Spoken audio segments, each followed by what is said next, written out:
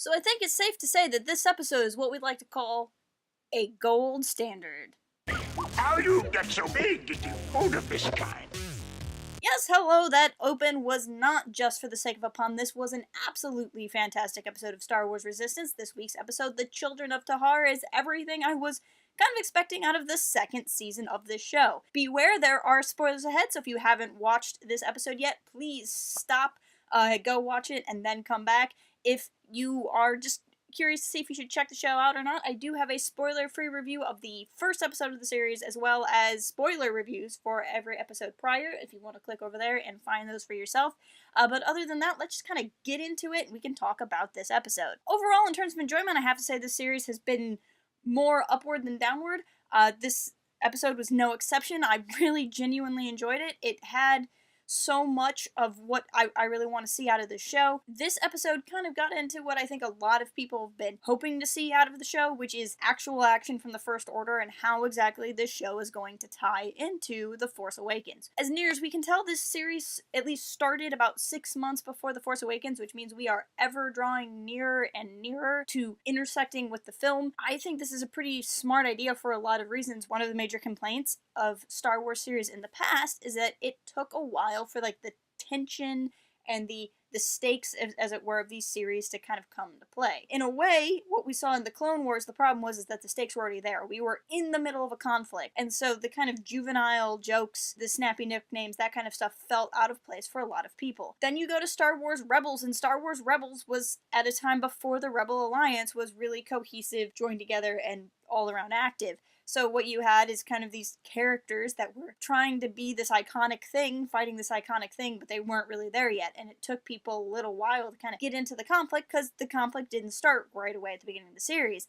Here we kind of have a middle ground with Star Wars Resistance. We are starting in actual, not peacetime, but peacetime. It's really more of Cold War time. It's not peaceful and blissful. People know that there's a conflict coming, but it hasn't started yet. Much like Star Wars Rebels, but we're much closer to it. So where Rebels is many, many years before even, Rogue One, which goes right into A New Hope, and where Clone Wars was after the battle has already started, this is very, very close. And the advantage to this is because the conflict hasn't started, it's okay for Kaz and Tam and Niku and all of these other characters to kind of be themselves and to be young and to kind of have their arguments about, Kaz not being able to fix things and this sort of stuff. But it also creates a scenario where the stakes are going to build up very, very soon. So the extracurricular type things that are going on are a big deal. So we keep seeing Captain Phasma. We've already seen Starkiller Base, and we hear about Kylo Ren, which I just was really excited about. I was really curious how much the show was going to kind of get into Kylo's character. Of course, it's possible that we may see him down the road in the show someday in the same way that we saw Darth Vader in Rebels. I would assume if he would appear in the future in the show, it would be in a very similar role that Vader had on Rebels. Rather than being a reoccurring character, he would just kind of show up to really make you go, oh snap. But this episode showed that they're not shying away from making this really, really important to the canon as a whole, and it's filling a gap. One of the main complaints about The Force Awakens, right or wrong, is that it didn't do enough to set up the galactic context for the politics that was going on, and here we're starting to see that. The two children that are on the run because they're the only two survivors from a village that Kylo Ren has left ruined on some poor planet that now no one will remember because the First Order has destroyed it for whatever reason the First Order destroyed it. It's to show that the First Order was evil, right? And we already knew that from The Force Awakens in that we saw them destroy Hosnian Prime in the Hosnian system, which is where the capital of the New Republic was. But at that point, really, we were told that the First Order was evil and was evil and was evil and was evil, and then they blew up a planet.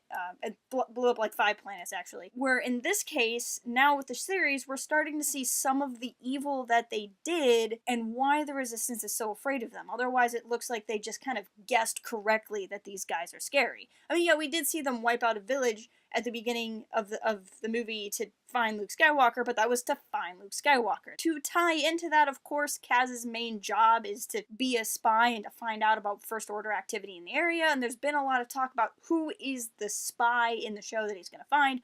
Of course, in this episode, Captain Doza does talk to Captain Phasma in a way that gives the First Order information. Now, maybe I'm just in denial of the obvious that's in front of me, but I still don't know that I would categorize him as the spy. Because it was made very clear that he was doing this to appease Phasma. He wasn't doing this out of some sort of loyalty to Phasma. And I just kind of feel like if there's going to be a spy, it's going to be somebody who's a First Order loyalist who's operating within the area, not somebody who's being a spy because he's being forced to. And now we have another character of Commander Peyer, who's another sort of special stormtrooper in special stormtrooper armor. As near as I can tell, Peyer is the fourth kind of special armor stormtrooper that we've seen so far. We have, of course, Chrome Dome, Captain Phasma. We have Cardinal, who we've seen in the Star Wars Phasma novel. And the way Cardinal is described in the Phasma novel is kind of made out as if Phasma and Cardinal are the two kind of special stormtroopers that get special stormtrooper armor. When we saw the Red Baron stormtrooper, there was a lot of speculation that it might be Cardinal, but I suspect that this series actually takes place after the Phasma novel. It's a little bit hard to place exactly when the Phasma novel takes place, but instead I think it was just they made him red to be a Red Baron reference, so now we kind of have two stormtroopers who are red. Also, I should point out that if this does take place after the Phasma novel, I don't want to spoil the Phasma novel, so I will just say that Cardinal is no longer with the First Order, in whatever capacity you want that to mean. Also, go read the Phasma novel, please. And here with Peyer's speculation, possibly kind of a Cardinal replacement, which I think would be kind of interesting. Kind of the last point I wanted to talk about here is we're seeing something else that I really wanted to see in the show, which is a continuation of the friendships and kind of the backgrounds of these characters that we've seen. We continue to see the relationship between Kaz and Tam grow. The episode starts off with him kind of upsetting her and breaking her stuff, and by the end of the episode, he's gotten stuff fixed for her, and they've kind of bonded, and you kind of see for the first time that she's kind of opening up and kind of appreciating Kaz's quirks instead of just being annoyed by them. Also, we see Niku being the generous soul that he is. You can kind of take it at the surface level. He's a statement to kids that they should be generous and that kind of moral. But I think there's also something interesting going on here for Kaz and Kaz's character. Remember, Kaz comes from a privileged family, a family that would presumably have a lot of money. Kaz is getting used to not having money for the first time in his life. He's not doing it necessarily in a whiny fashion. He seems to have some sort of awareness that there's a lot of people that are this way. You know, he's not acting as though he was entitled to still have his money, but he is struggling to kind of figure out how to be on his own for the first time.